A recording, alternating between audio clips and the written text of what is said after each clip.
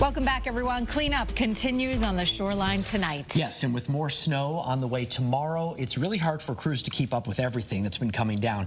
Amanda Callahan is your reporter live in New Haven right now with a closer look at these conditions. Amanda? Well, Mark and Aaron, these crews really just can't catch a break, and they certainly have a lot of work still to do here in the city of New Haven. I'm standing here on Orange Street, and you can see behind me there's not much pavement visible on the roadways, and that's the case for a lot of the streets here in the city. And also take a look behind me, these sidewalks are not clear as well, so for people walking and biking, it's been extremely difficult for them to get around, whether they're on foot or in their cars. And we even saw a few people get stuck pulling out of some of these smaller roads earlier today, and there's certainly a lot of snow left on those main streets as well. New Haven had more than 1 foot of snow to dig out from, and with the wind blowing snow all around, some of that snow, it was hard for those plows to keep up. That's also been tough to walk on some of the sidewalks and cross the streets downtown.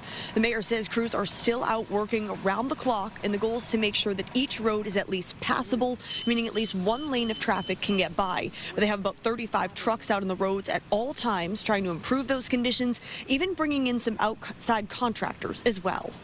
I know it's really frustrating to not have your street be really clear. It's frustrating when the plows come and push some snow back into your driveway after you've cleared it out. I've experienced that same frustration, but we're asking people to be patient.